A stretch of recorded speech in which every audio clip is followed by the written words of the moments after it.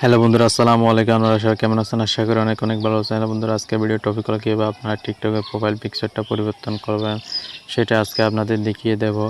ভিডিওটা শুরু করার আগে যদি আপনারা আমার চ্যানেলটি সাবস্ক্রাইব করে না থাকেন, অবশ্যই চ্যানেলটি সাবস্ক্রাইব করে রাখবেন, যাতে পরবর্তী নোটিফিকেশান প্রথমে আপনার মোবাইলে শো করে।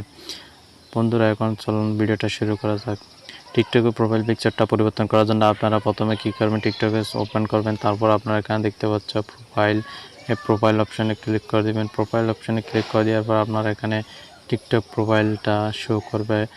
এখান থেকে দেখতে পাচ্ছেন এই প্রোফাইল পিকচারটা যদি আপনারা পরিবর্তন করতে চান, তাহলে আপনারা এখানে দেখতে পাচ্ছেন প্রোফাইল পিকচারের নিচে এডিট প্রোফাইলে ক্লিক করে দিন। এডিট প্রোফাইলে যখন ক্লিক করে দেবেন, তখন আপনারা এখানে দেখতে পাচ্ছেন এই প্রোফাইল পিকচারটা চলে এসেছে, চেঞ্জ ফটো। এটা যদি চেঞ্জ করতে চান, তাহলে আপনারা কী করবেন, এখানে এই পিকচারটার বরাবর একটা ক্যামেরার মতো আইকন, এই আইকনটাতে ক্লিক করে দিবেন। আইকনটাতে ক্লিক করে দেওয়ার পর আপনারা তিনটা অপশান দেখতে পাবেন। এই প্রথম অপশানটা যদি ক্লিক করে দেন, তারপর আপনারা এখানে দেখতে পাচ্ছ টেক ফটো, এটাতে যদি ক্লিক করে দেন, তাহলে আপনার ক্যামেরাটা ওপেন হয়ে যাবে। ক্যামেরা ওপেন হওয়ার পর আপনারা এখান থেকে একটা ছবি তুলে সরাসরি দিয়ে দিতে পারেন।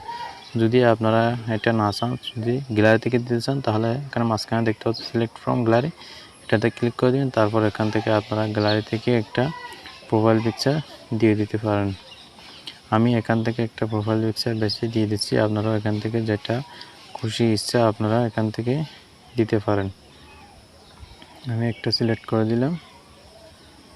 সিলেক্ট করে দেওয়ার পর এখানে কনফার্ম ক্লিক করে দিন। তারপর এটা যতটুকু ইচ্ছা এডিট করে নেবেন।